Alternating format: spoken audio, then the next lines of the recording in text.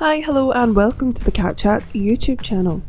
In today's video, we are covering the lowdown on litterboxes and answering the ever important question of why is my cat going outside of their litter box? As with any new behavioural change, changes in your cat's bathroom habits should always be investigated by a vet to rule out any medical issues. Some of the most common issues cat owners see that result in urination outside of the litter box include cystitis and UTIs, urinary crystals, kidney disease and diabetes. Defecation outside of the litter box can often be a result of ageing in cats, as older cats are more prone to confusion, arthritis and incontinence, or it could be due to stomach upsets like diarrhea and constipation, as these are understandably uncomfortable and often painful experiences for your cat. Many cats with stomach issues will learn to avoid the litter box as they associate it with pain. Cats tend to link the place to the problem. Of course, these are just some of the issues that can be at hand, so it's absolutely vital to get your cat checked out before you look any further into what's causing the issue. Once we've ruled out medical problems, we can start to look for potential stressors at home. The next thing to understand is whether or not your cat is actually urinating outside of the litter box. Now, that may seem odd, but let me explain. A common issue among owners is mistaking spraying for inappropriate urination. So let's discuss both.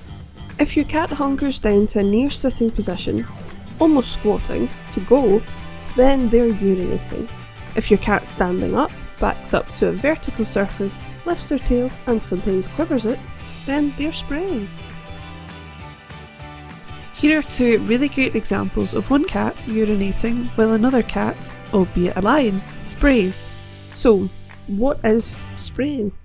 It's a way for cats to scent mark and claim territory.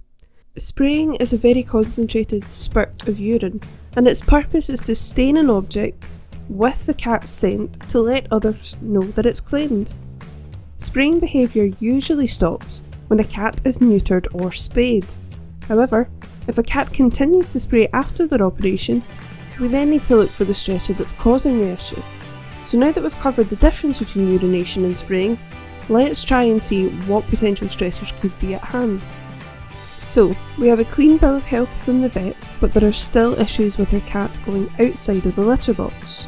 First up, let's discuss the number of litter boxes available and make sure that we have enough. The main issue with inappropriate toileting in cats is usually down to the number of litter trays made available. The general rule to follow is 1 tray per cat plus 1.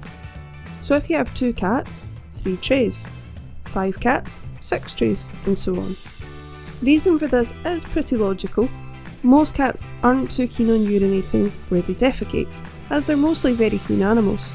The second reason is that in multi-cat households, one or more cats may have claimed a particular litter box as their own territory, and they could be blocking other cats from using it, or stressing them while they do their business. This naturally can cause other cats to be fearful of using that tray, leaving them in need of one of their own. So next on our list of potential stressors is the location of our litter boxes.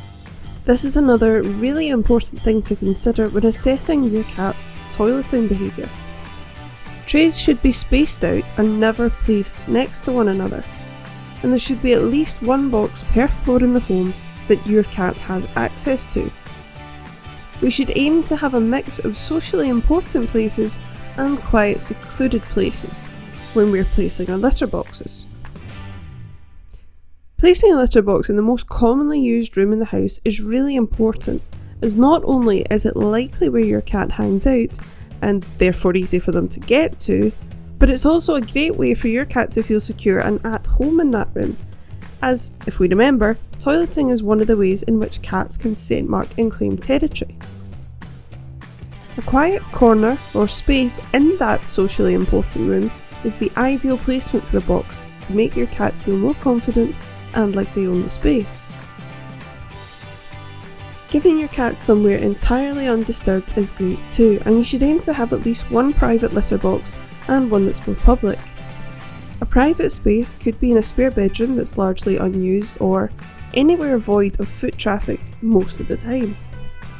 This gives your cat the ability to stay away if they feel unsure of any guests or noises while still being able to use their bathroom. It gives them some privacy should they want it. Following on from location, it's important to understand the safety of the litter boxes, and this is usually affected by their surroundings.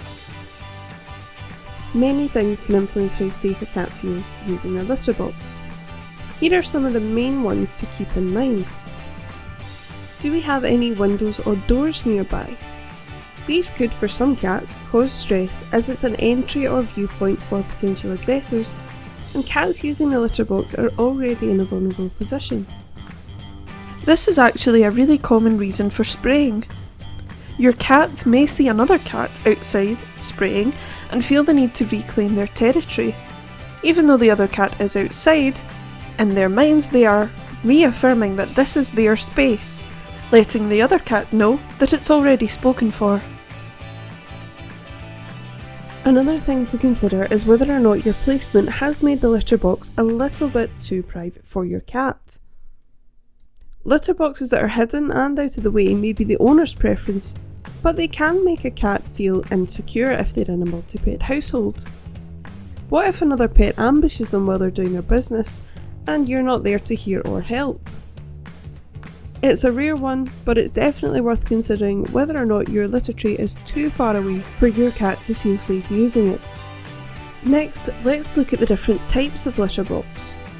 This is another really common issue. Some cats will do well with covered litter boxes, while others do not. Let's take a look at why a covered litter box may not be your feline friend's favourite.